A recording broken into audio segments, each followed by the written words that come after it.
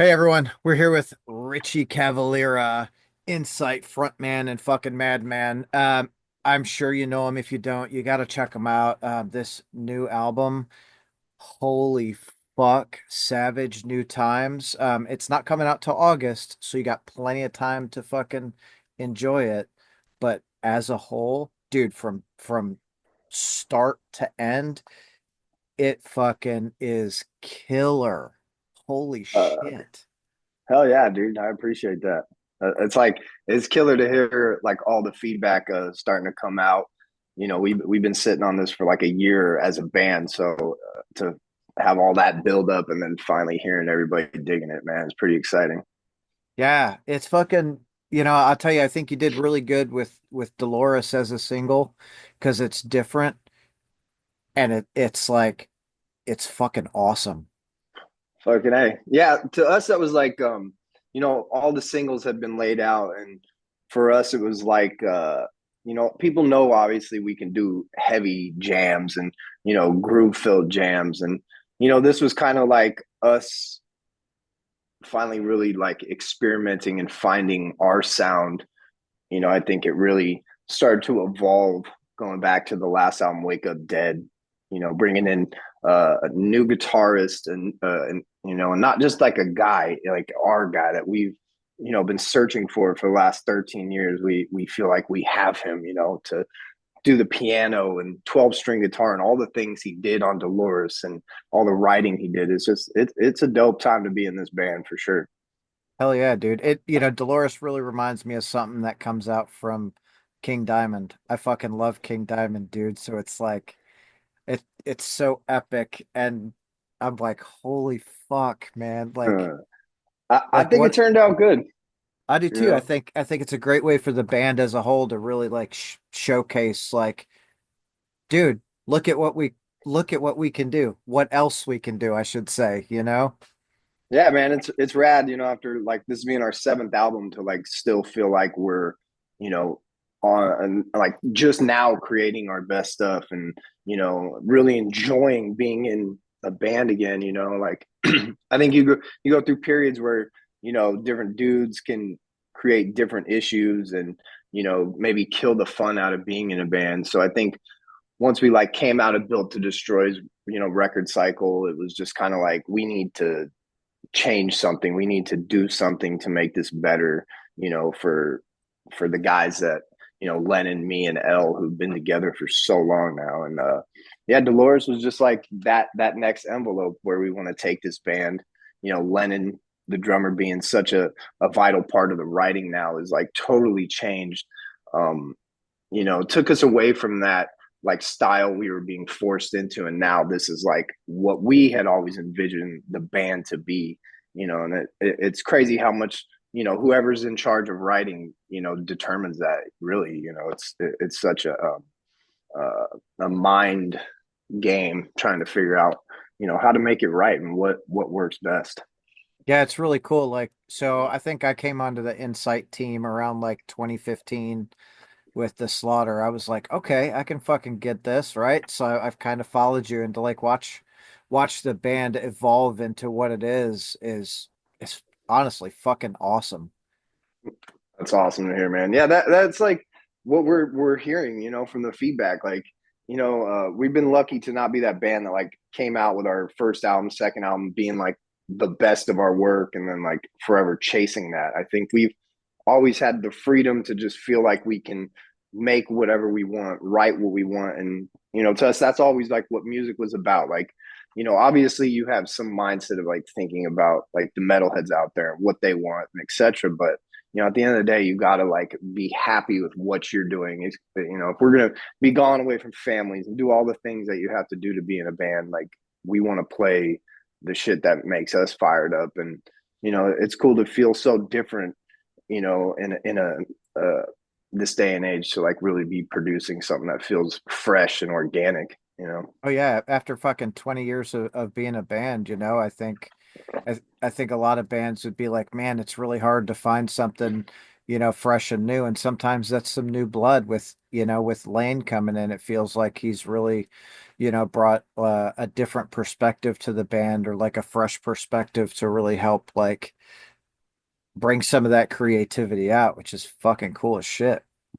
Yeah, man. I think, yeah, again, it goes to, removing that last guitar player. Like, we didn't know Lennon could write, riffs and all this stuff. And then Lane also doing it. So it was like, we used to like wait for the guitar player to write this stuff, and then we'd get to hear it and really wouldn't have a lot of say in it. It was like, he would work it to where time would just be enough to where, we couldn't change shit. So now it's like we sent Lane and Lennon to Texas for a few weeks and, just shut them in a room and let them just create this. And that was such a different experience for us as a band to do it that way. And I think the results are showing. It's like, us finally just feeling and sounding like we have always wanted to. It's 13 years now with me, Lennon, and Elle. So it's exciting, man.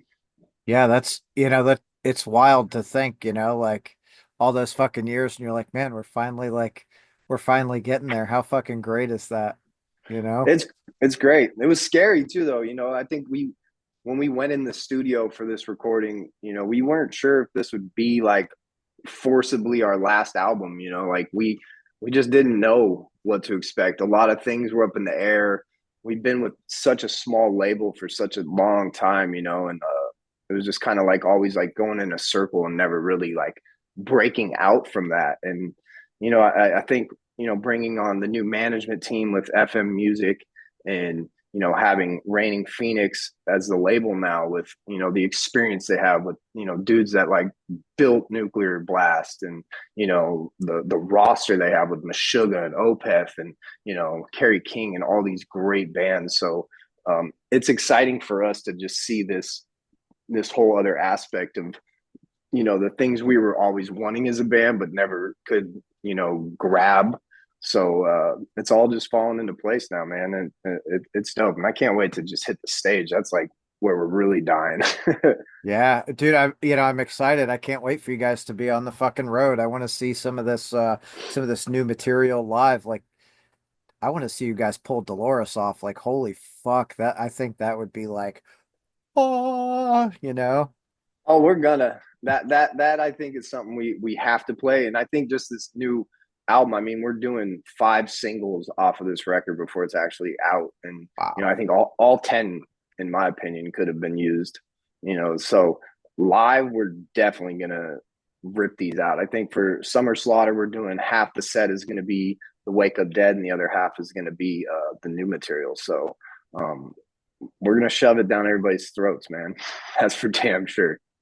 Fuck yeah, dude. Well, it's cool. It's cool that you guys have, such a killer team like behind you. I know, Reigning Phoenix obviously does such a tremendous job with the artists that they bring on, and I think it speaks highly to how they think of you, right? Like, because they don't bring on bullshit. They bring on people that they wholeheartedly believe in, which is, I think it's uh maybe more common now, but back 80s, 90s, it was really hard pressed to get that like full support for smaller bands. They were like, oh, we can make like a couple $100 off them, so jam them in a studio, get them out there, we're good. Yeah, I mean it's a big leap of faith on their part. We're not a new band. It's more difficult to break us out than it is a brand new band that just started. I think that's kind of where the entire I look at it like an Incite 2.0 happening. Like the fresh logo, the new team behind us, and all that is really what it takes to really, take those next levels in this industry. I mean, if your label and your management and your agent aren't like fully on the same page, it just it kills the band, man. It kills your motivation. It kills your momentum. And we going back to like last year when we had finished recording this, Reigning Phoenix wasn't really quite in the picture yet. It was still a lot of not sure, and the previous management wasn't too involved as to where we would want to. So last summer we just were like, you know, Reigning Phoenix came on, and then it was like time, let's go find new management. Let's put all this right. And now that yes, the team is correct and right, and everybody like supporting it, like the label coming up and being like, "Yo, we love this record. We are gonna pump the shit out of this." And that was just like, whoa, we had never had that. So to be 20 years in and getting that is just, man, it's like, what the hell, this is awesome. Yeah, it's super cool. And like so Curtis and C Squared doing the PR for you guys and the album, like they do such a great fucking job. They're awesome people. I think uh I guess let me say first, good on you for saying, you guys as a band for saying, hold on, we need to change some shit up and get it and actually like do it because Yeah, man. so many people are afraid of that. Like, I don't want to change management because they've been with us for whatever. But if they're not believing in you, if they're not on board with you, like that piece isn't fitting. A thousand, man. Like that's how I've, having the lucky aspect I've had of being in the business, for so long, the really deep aspects of it from, parents that are fully entrenched in this also. It's like when you see those things happen, you don't want to believe them, but like you said, you have to act on them, because it's like being in a band, this is like one shot. You don't have many chances to like redo yourself, or go a different direction. It's pretty, there's a million bands out there, and they don't need to waste their time doing this. So this all just falling into place is pretty pretty extraordinary. I mean, I think each member of this band has had a time period where it was like something should have um, removed them from music, like whether it was like going through a hard time with the family, or work related, or whatever it was. So the fact that we're all still here makes us even believe 10,000 times more than we ever have about what this music and what this is capable of doing for the metalheads and the metal scene. Yeah, it's cool. I think it's really cool to see a band, especially to see a band that is, six, seven, eight, 10 albums deep to come out with something that is honestly so fucking fresh and solid. I think there comes a time we look at I'll say Metallica, right, for lack of a better band, right? But Yeah. they had a thing where their albums went it's like, oh man, fuck. Yeah, yeah, completely. I've always said too, like I've always felt like our records are always great. Like if you had attached a Metallica to our album, or a Slipknot to our album, they would be platinum records. They would be massive hits.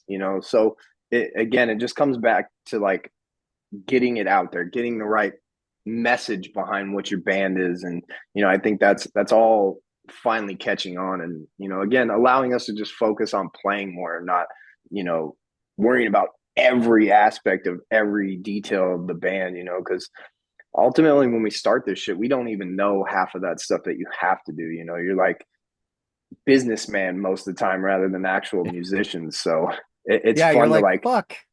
fall back into that, like what we wanted to do. Yeah, so many people don't, they don't realize that. They're like, dude, I'm just gonna play music. I'm gonna fucking be a big rock star or whatever. And it's like, oh, hold on, I've got like 10 hours a week where I can play music, and like 60 where I'm like, no, this has got to be like this and fucking whatever. You're a merch guy, you're a driver, you're a roadie, you're a map reader, like you become a booking hotel fucking travel agent. It's a lot of faces, and I think that's been the cool experience, is like kind of like weeding out those dudes that weren't dedicated, those dudes that weren't like humble for what was going on, and like us being very lucky to like really get on tour um early when we started the band. I think we did maybe like 6 months of local shows, then it was like, yo, we're on tour, dude. Let's figure this out, and try to survive and try to make it from show to show. And then you like you start to learn all those other aspects that go into it, and it's definitely a lot, man. But you know uh you still get to play music, so that ends up, Oh, yeah. leveling everything else out. Fuck yeah. I mean, that's the icing on the cake. It's like, oh, dude, we played music and we got gas to get to the next city. Let's fucking do this, you know?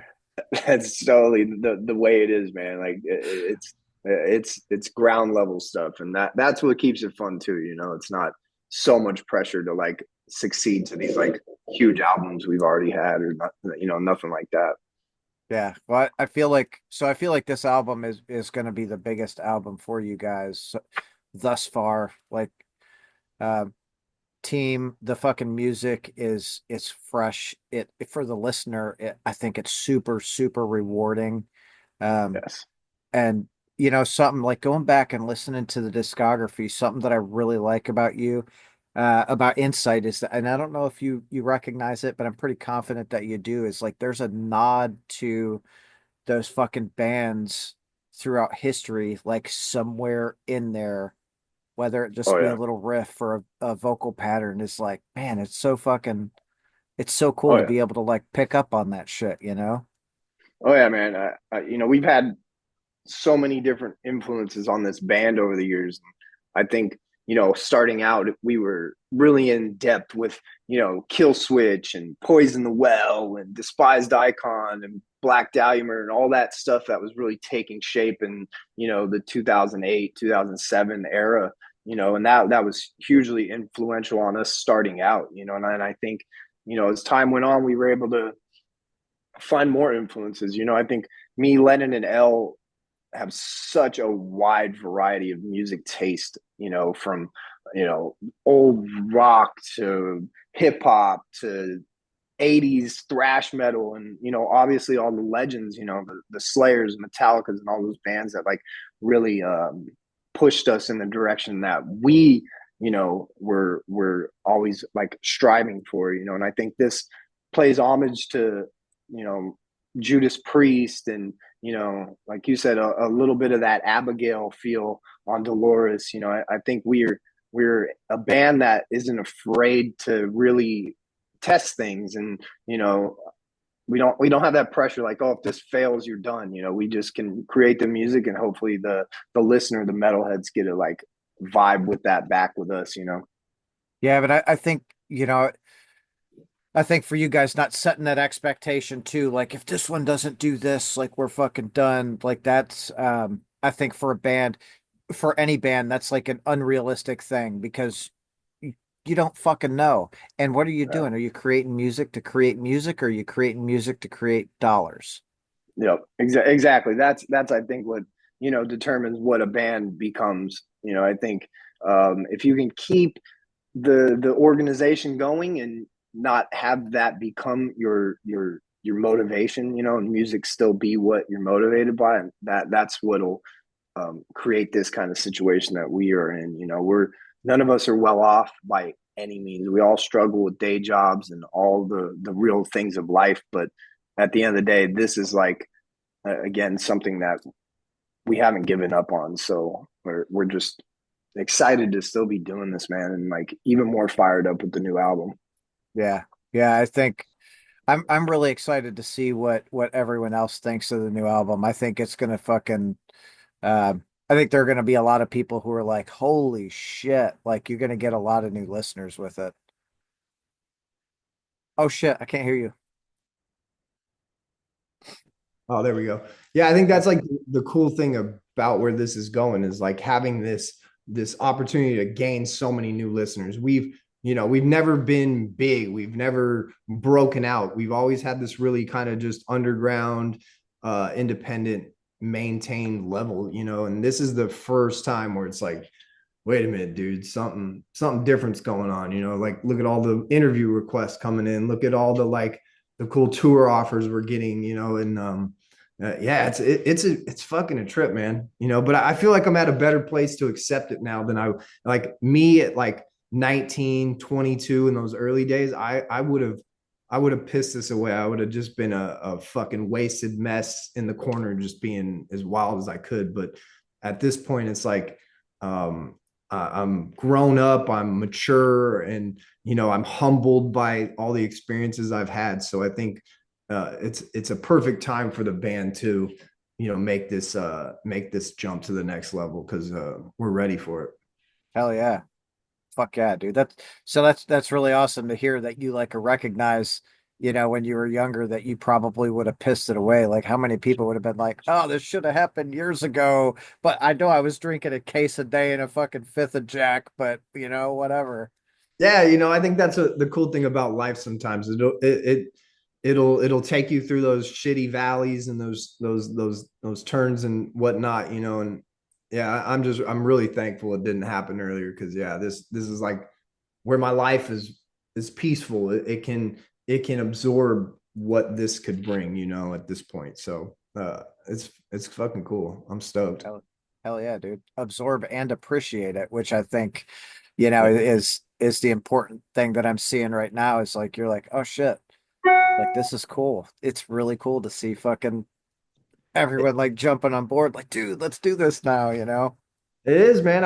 You question if that's going to be the case ever. You kind of get comfortable to where you're like, all right, I'm not expecting this. I know we are creating great things, but I'm not expecting it. And when it does happen, yeah, you're broadsided. And just it's so much more exciting. Like hitting up the guys. It's like, dudes, like this is happening. Oh, dude, look, Revolver just gave us like top new song of the week. etc. Like it really just like pumps you up. And like our forte obviously has always been the live shows, so it's like if people are getting stoked on the record and we haven't even played live yet, like that's dope because we know when we go out there, especially like Summer Slaughter being the first band, we're we're driven to be one of the best first bands that's ever done that tour. And I definitely recommend people not missing that show, man, because we're gonna lay some work down. Dude, I preach to everyone. Like I know most people are like, oh, I just want to see the headliner or I just want to see this band and that's it. I'm like, dude, go to the show early because you never know when that opener is gonna kick your fucking ass. Yeah, dude, Like that's true. that's fucking I just wish more people would go earlier because the openers, I think the openers deserve just as much time to listen to than the fucking headliner. Obviously, the headliner's done it for longer, but dude, the opener isn't, well, normally it's when you're on a touring package, you didn't get there by accident. You know what I mean? Yeah, and I think with this, we've been patient. We didn't jump in and be like, hey, look who he is. We deserve every tour. We really just took the shit that we could get. I mean, from touring with like Il Nino, touring with like Gorgoroth, 6 Feet Under, 36 Crazy Fists. I mean, Cancer Bats. Like we literally were like did not care what the tour was. We just wanted to play, and that we felt was the only way to really get our name out there. So now to like getting tours that we are like really going to be great on with the package that's been built around us, and with Summer Slaughter, I think they've always had a kind of a thing where the metalheads do show up early because there are so many killer bands from the word go to the headliner and everything in between is stacked. So I think that's going to be a killer thing. And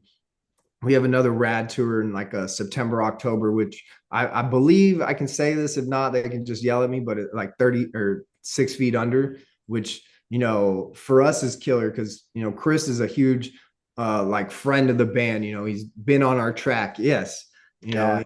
he sang with us on a track and took us to Europe 2 times. So for us to do that in America is going to be an absolute mind blow. Dude, I'm gonna tell you, like I caught them a few times on this fucking tour with Nile, and Fuck yeah. like Chris sounded so fucking good. Yeah, that's what I'm Like, hearing, man. His voice is really coming back. I think having that break maybe during COVID, got that strength and rejuvenated feel for him also. yeah. Well, so I chatted with him after opening night. They played Nashville. So I caught him out by the bus and we chatted for a minute. Like, dude, you sound good. He's like, man, you guys really enjoyed it. Like, fuck yeah, we did. Like, that's literally we came for 6 feet under, like, and you guys were great. And he's like, awesome. Like, I've been sober like 2 years and I've really been working on my fucking vocals. And I'm like, dude, That is so fucking awesome because that was, like I've been a Cannibal Corpse fan since fucking Tomb of the Mutilated, so it's like fuck yeah, dude.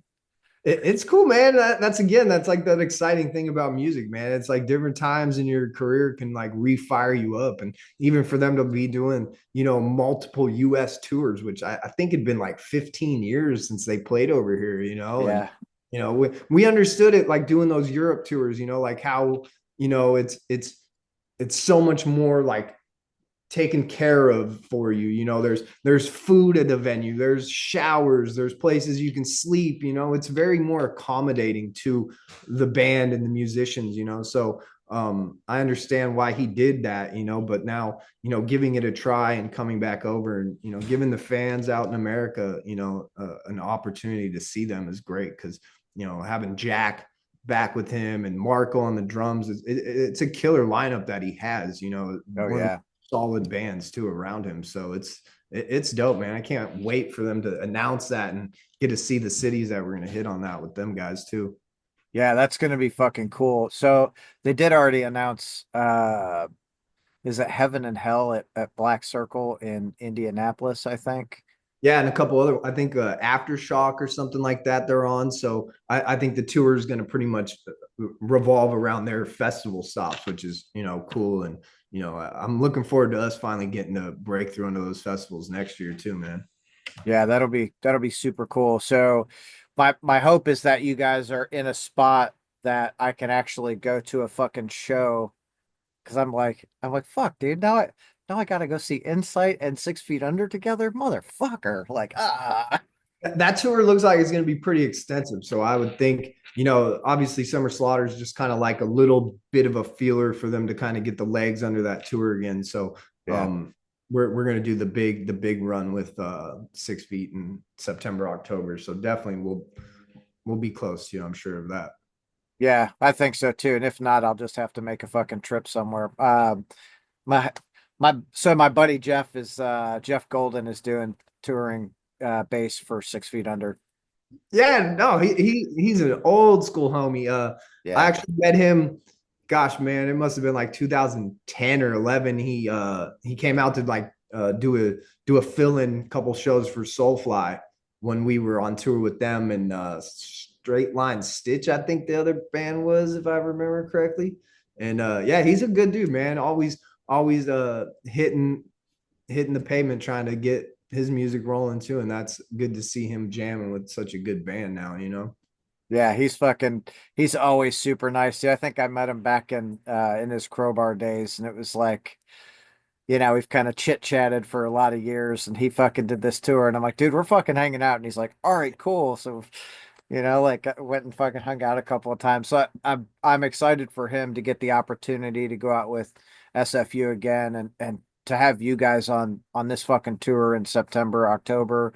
Like that's a for all you motherfuckers out there, don't miss this tour. Like, just fucking don't. This is going to be Yeah, mind blowing. I'm hoping it's announced. I would imagine like in the coming weeks for sure. With it getting so close to the tour dates and whatnot. So yeah, I'm stoked. Be on the lookout for that. And obviously Summer Slaughter, and we're even gonna drop two more singles before this record even comes out. So some cool Hell stuff. yeah. Hell yeah. So let's deep dive into the album for a minute. Cool. What's your favorite song on the album? Man, right now I got two of them, and they're kind of ones that aren't gonna be singles, but I love Doubts and the Fear. To me, that's it. Like lyrically, the story that's written in that song is like something I believe that every person deals with. Like the overcoming of your own mind's doubt. Always like telling on the inside, but you can do it. And that song really hit hard for me because that's a battle I always go through. Like, is this good enough? Is this the right way? Etc. So not to mention the incredible breakdown bridge that Lane came up with, that guitar, and it's something so different again where you're surprised that it comes into the song. And one of my other really favorite ones is Chucked Off. That song is just like like just a fuck you to whiny ass people, always bitching like, things aren't good enough, always playing the victim. We've had a lot of people around us, through our camps and things like that, that it's just like, the fuck he's so chucked off for. And that song's like, to me, has some of the best vocal performances that I've ever done to this point. So that's the cool thing, is there's so much exciting stuff for people to dive into post singles. Yeah. It's a record from beginning to end that just rules. Dude, that fucking solo and chucked off is like, holy fuck. I dug it, man. And I think a lot of the wordplay that people will catch, and it also has a incredible feel. And the bass in that is so thick, and it's really a banging song. Yeah, for sure. And I'll tell you something that I notice on almost all of the albums. It starts off so fucking heavy, like Lies, dude. What a killer way to like fucking really open the album. But if we look back at The Slaughter and what's the 2014 album, Uh, Oppression or Up in Hell?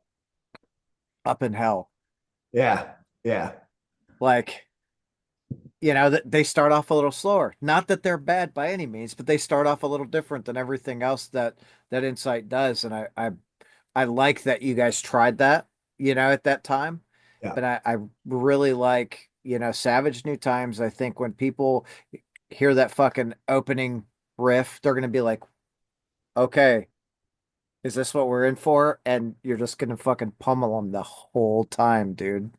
I think that was something we really started to add, with the Wake Up Dead record. I think that starts no intro, it's just the 4 count on snare right into the blasting of that song. And same with Lies, no intro, just literally you put the CD in and you're already just getting pummeled. And that's probably one of the things that I have stolen from my old man, is that opening track being so massive. Yeah.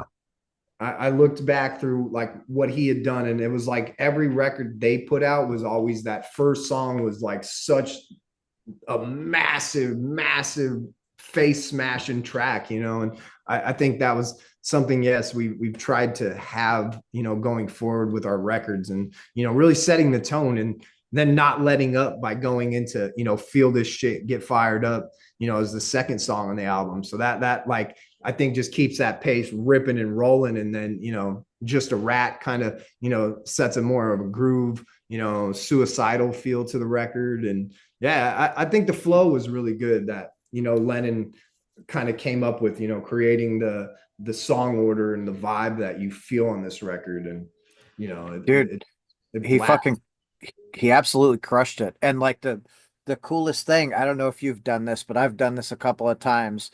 Listen to the whole fucking album, and when Savage New Times stops, it goes right back into Lies. And like dude, it flows so smooth, like the whole Yeah. fucking way. Like, holy fuck.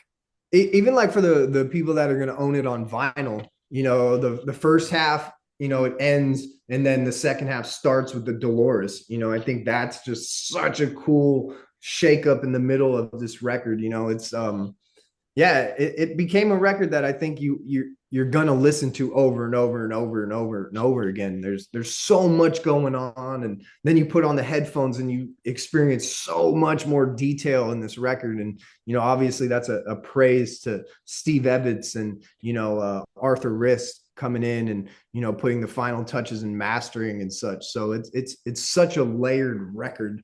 And I think all of ours in the past had kind of missed that, that added flavor where your ears are being tricked, and you're like, oh, what was that? And this really gave us that time and the effort to really focus on, that added stuff to a record that really makes it a complete, album, rather than like kind of almost there.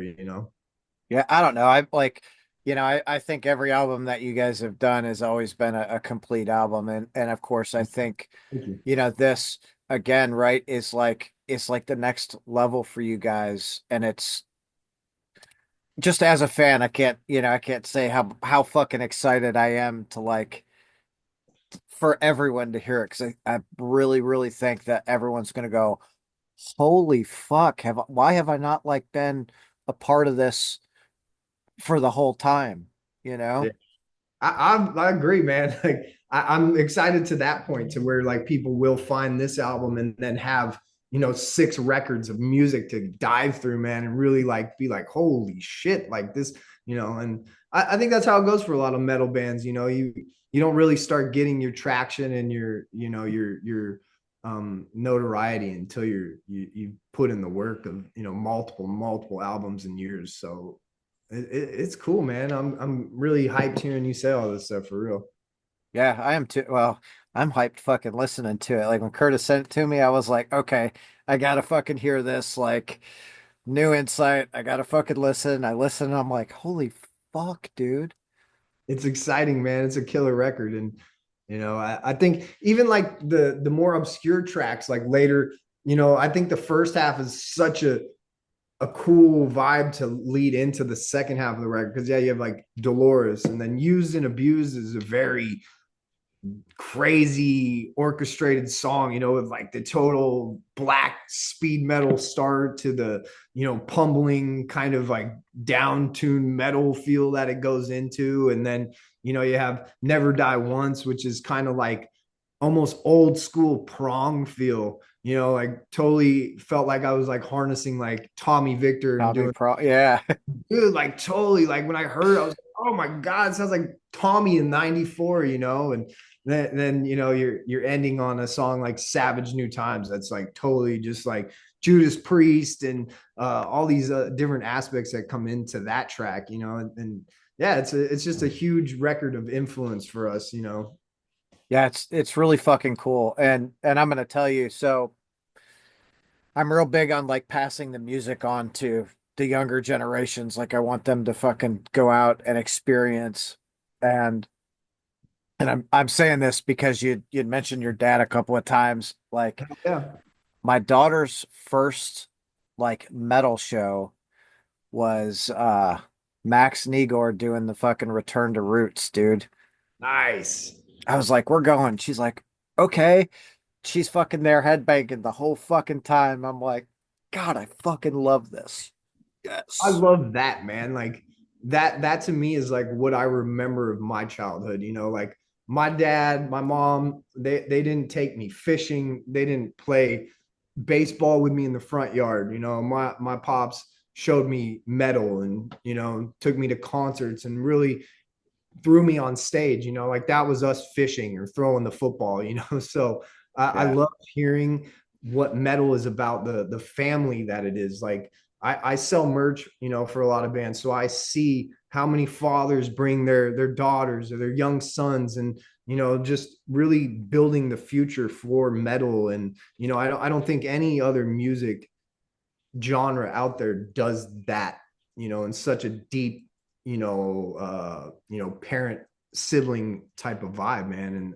And that's something that really attracts me to the metal scene and the metal way of life, you know.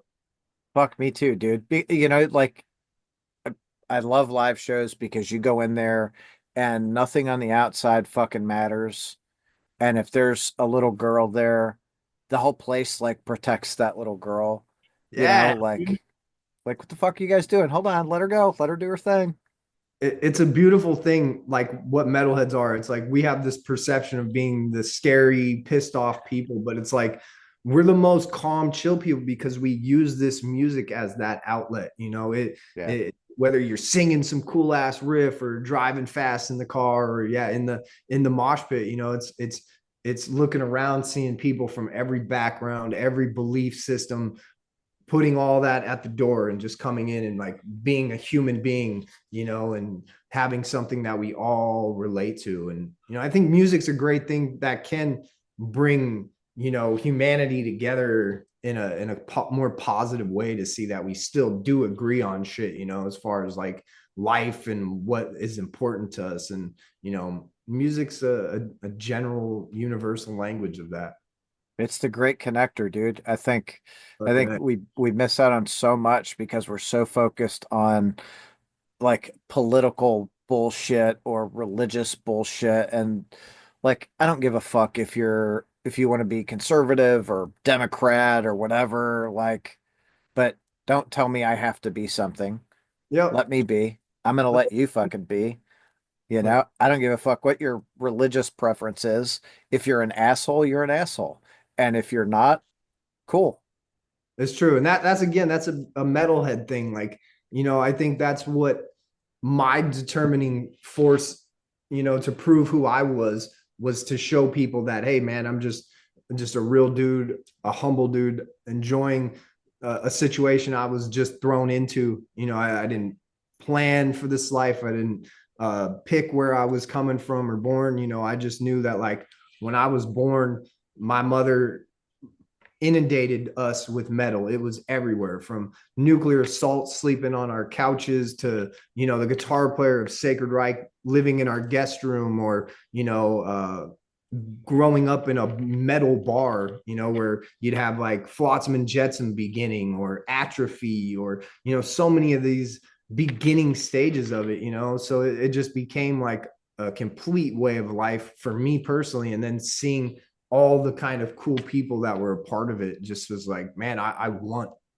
this, like this Yeah, is life I want to do. That's why I've sold merchandise for other bands for 15 years now, just because I live, breathe, die for the metal community, the scene, and just getting it to a, a future comfortable place. I think all the young bands right now are just setting it up for a great future. And you see the old guard bands finally like cracking their shell and helping younger bands finally, and not being so just scared of holding their power. And it's just it's a great time for our scene and for heavy music. I agree. I think it's a fantastic time. Like I went to Full of Hell and Harm's Way last night, Hell yeah. and this Japanese band that I was not familiar with played called Cruelty. Holy fuck, dude. They absolutely blew my mind. Like, Really. oh yeah, dude, they were heavy as See, fuck. Yeah, I'll have to check it out, man. Kruelty. I love finding new music, man. That's a big thing for me, is checking that out. So I'll definitely check that out. Where are they from? Japan. Oh, really? See, that's cool, man. I've been seeing a lot of new scenes popping up, man. Like India's been killer, pumping out some killer bands, and it's exciting to see this happening. A lot of places that have outlawed it or wasn't given the chance to even survive, like is finally coming forward and getting their chance. And damn, it reminds me like South America in the 80s, just kind of Oh finding yeah. Sepultura, Crisian, all these killer bands that came from that era. Yeah, that was oh man. God, I'm gonna tell you, I missed that fucking early era Sepultura too. Jesus Christ. That was killer, man. Like, and that's something I love that I got to see. I think that was like my school of rock training. I watched Pantera in their prime, and Prong in their prime, and Helmet and Ministry, and all these killer tours that Sepultura was a part of. I was always trying to be involved, like Biohazard and Fear Factory, and even all those bands that came about from that era. And it was a special time. And I don't think we've seen metal really do that until like in the recent years, having the huge death metal scene and the grindcore scene and all these other genres that are popping up in the metal era. Man, it's dope. Dude, yeah, and it's like fresh. God, it's fucking fresh. So the last time I saw Sepultura, like original Sepultura, was Biohazard, Danzig, and Ozzy. Oh, that was fun, man. I got to see that too up in Penn State University, man. It was what a tour. What a tour. Yeah. Well, that was a fucking killer bill. I was just like, holy fuck, Yeah, dude. it's great to see Biohazard ripping it up again, man. That was like a band I wasn't sure that would ever fully, come back together, but to see Evan and Billy put that thing back and totally just rolling hard and kicking ass too, man, is a great thing. Oh yeah, dude. Like their fucking fan base is like right back at it. Like, hell yeah. I'm like, that's Selling out shows, and it's fucking yeah. awesome. Yeah, it's super cool. It's really super cool to see all these bands like Acid Bath coming back and playing some fucking shows and Chimera, last couple of years playing some shows and it's like, all right, like I could do some more fucking bands getting back together and playing some killer shows. Yeah, man. I think it's the terrain that's out there now. Everybody's really open to it again. And, I'm not a huge fan, but I mean, even like, Sleep Token just hitting number 1 on the Billboard 200, it's not your everyday, balls to the wall heavy, but what that reminds me of is like kind of like early Corn when they blew up. It really introduced a lot of people that wouldn't have checked out metal, as we call them a gateway band. Like Yeah. you get into that and then it's like, okay, this isn't heavy enough. Next, you're going to jump to like, Deftones, and then you're going to get to like, Morbid Angel and, so on and so forth. So the scene is very, very alive right now, man. Yeah, and it's, I think it's really awesome to see like these heavy bands like Knocked Loose, you know, playing on Kimmel and everyone being like, "What the fuck is going on?" Like breaking those glass ceilings that, have historically been there. It's really opened a lot of people up to I mean, And I saw people at the fucking Full of Hell show last night and I was like, I'm not judging, but 10 years ago you wouldn't have been at this show.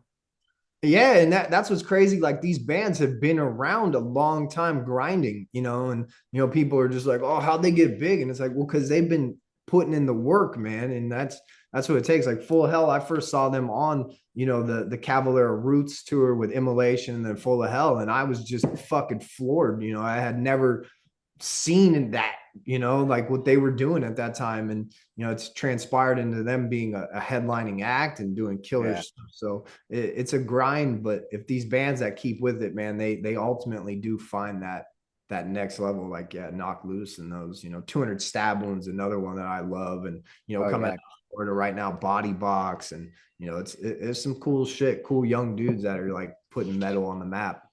Yeah, it's super cool to see. It's refreshing to see. Like I'm pushing 50 and I'm like I'm enjoying seeing like I go to a show and I'm the fucking old guy leaning against the wall going, I don't want to break my hip, but man, these guys are awesome. That's a trip too, man. Because yeah, I'm gonna be 40 this year. So for me, even like coming on tour, like when I was always the young guy, now it's like, I'm the old dude. Like, it's like it's a trip to see. But I'm stoked because the bands like Hatebreed and Soulfly, Machine Head, they're reaching their point where they're gonna need more time off, and it's time for us to step in and Full of Hells and all those type of dudes. And there's no shortage of kick-ass shit to take the place. That is the fucking truth. God, and I love it. I'm here for it all. Me too, man. It's Like exciting. It's exciting. so so tell me like what was I guess the craziest show that you remember, and I say craziest show, but like band that you saw that you didn't expect to blow you away that absolutely blew you away. Oh, that's a good one. I would go with 200 Stab Wounds. I think that was like the first tour I had sold merch for since COVID. Kind of was like easing up. And these dudes were like brand new. Young, and they just, man, when you hear a band live that just has that much power, and you're just like, how, what am I missing here? What are they doing? Like, what is happening? And it's just like a natural thing that's coming through their hunger and their fired upness. And I was really blown away by that concert. And I kind of go back to also the last show I saw before the lockdowns happened, and that was Heaven and Hell in Mexico City. It was like Down and Ginger and Static X and Fear Factor, all this cool shit. And I think everybody kind of knew it was like could be the last show ever, on Earth. Yeah. So I think everybody really went into it with this different kind of mindset, and the crowd had such an insane mosh pit and reaction for every band. And that's one that'll always stick with me for life. That's really cool. You said Static X. I'm stoked that they're out doing stuff and they don't have like an actual face as their front man. I think that's really fucking cool to see.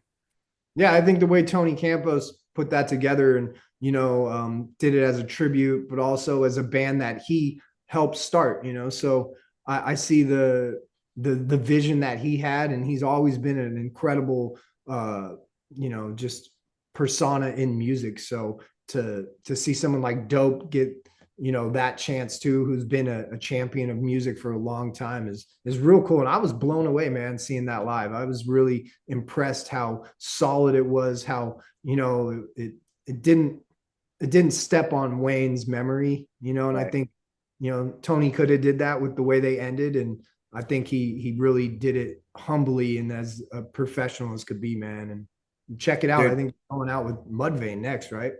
I think so. They Yeah. like I caught that show at Mercury Ballroom. I live in Louisville, so they were at Mercury Ballroom here, and same thing. I felt it was just super respectful. There was no bullshit. Like it was like we're not. I'm not here to shit on anyone. We're here to fucking play music, the music that we created. Like let's do it. And the crowd, dude, to see the crowd's reaction was like everyone was just like, oh man, this is like the best thing ever, you know?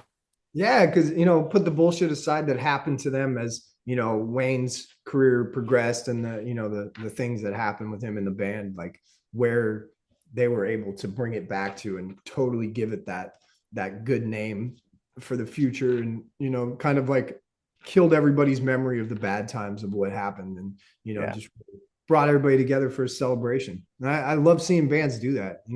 I think that's a cool thing my dad and uncle are doing, and so many other bands, right now, kind of bringing that cool feel to classical stuff that, hasn't been seen in a long time. Yeah. It's important. I know the big conversation I've had recently is a lot of like Pantera, but it's not really Pantera. Like I get it, right? And I understand like, a lot of the old heads are like, oh, I won't go see it because it doesn't have the brothers. Like I get it. But at the same time, like to have for the younger generation to have the opportunity to experience at least its current form live, you know, your dad and uncle, dude, fucking to be able to share that return to roots with my daughter was fucking awesome. Yeah. I was kind of up in the air at first with the Pantera thing, but then, I understood it, uh, Phil and Rex, they are, you know, original from what we have the perception of Pantera being, and I think they've done it pretty classy and honoring the brothers, and I think it's something, yeah, like you said, it's great for people to get to see in some way, shape, or form. And obviously all of us that saw the original stuff, will have those memories too forever, and get to hopefully enjoy seeing Phil out there actually putting on a hell of a show. I think of like the last Pantera tour I remember seeing, and him just falling apart and Obliterated, yeah. notes, and you were basically there just watching the brothers at that point, so to see him really have that comeback, hopefully fix the mistakes he's made, and everybody deserves another chance, and they've done a good job with it. I hope they don't make no new music though, but I'll be okay if they stay away from that. Yeah. Yeah. Yeah. I'm absolutely with you. If it's new music, it's not Pantera. Or- That changes it too much for me, and yeah. I think it's cool. I still am dying to see it. I do want to see it. Have you not seen it yet? No, man, I've been missing it every time it's been near me. I'm gone, or I just hasn't lined up right yet. I plan on just opening for him in the next year or two. That's my plan to see it. Let's just make a call. Hey, Phil. Yeah, I wish, man. I wish that was my life, but no, we gotta submit and pray and beg and hope to, something happens. Yeah, well, like I know what they're doing this summer. They've got some cool bands. They've got some cool bands opening the shows, like Shock Narcotics doing a couple of dates. Snafu is doing 357, something like that. I fucking love both those bands. And they got King Parrot coming over from Australia. Yeah, I Like, love those dudes, man. That's yeah, and they even have they throwing my boy Flesh Hoarder on a couple shows, and they're yeah. a small local Texas band, Dude, so but I yeah, love Flesh Hoarder. Like they're great. And I talked with Mike and Nick, and I was like, hey man, like tell me about the fucking they opened a couple of shows the last tour, and they're like, oh dude, it was so fucking wild, like 17,000 people or whatever. And like, oh, I could only imagine like out there playing your fucking Texas death metal. yeah, it's just it's great to see, them at least, helping other bands out. And I think that's been something cool. The Pantera name since day one was doing that. They Yeah. took a lot of bands out that weren't given chances, and they really championed heavy metal. Yeah, that's an important thing. Those it's those uber successful ones going, "Hey, listen, there's some other fucking music out here that you guys got to check out. Go fucking check it out."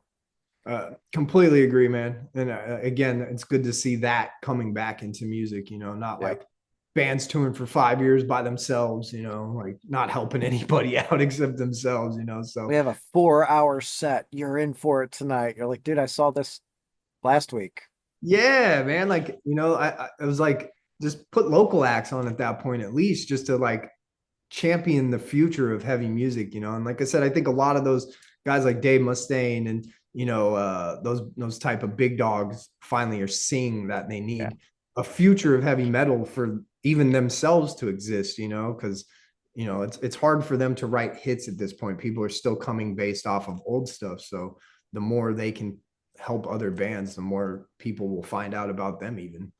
Fuck yeah, they will. Fuck yeah. God, Richie, this has been fucking awesome, dude.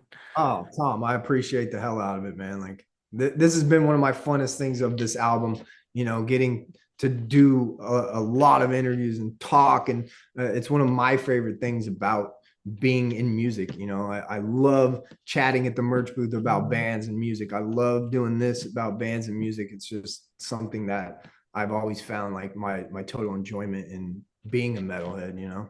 This is where I find my like I'm a big like mental health proponent, and I think a lot of people they don't give enough like value to the sense of community and how that helps our mental health. Oh And yeah. like this, this my wife's like, why do you go to so many shows? It's like, because I'm fucking depressed. I need like, like I need to feel this. I, I need to feel a part of something because otherwise I think it's fucking worthless. So like these conversations, they mean the fucking world to me. I know you got shit to do, dude. So I appreciate your time. I will see you. I'm gonna try my damnedest to see you on the fucking road. Um, What you do and what you all do is one of the most important things. Like you are taking out your time of your life and your day to spread the word for us and all these bands. And that truly is, what makes metal so great, man. Like I've talked to dudes from Puerto Rico and Canada and, everywhere in the country now. And just seeing and feeling everybody's love for music and, just doing what we do is special, man. Appreciate the hell out of it. hell yeah, dude. I'll see Fucking you. rock and roll. I'll Hell see yeah, you on. dude. Hey, have a Have a good one. great day. You too, You brother. See too. ya.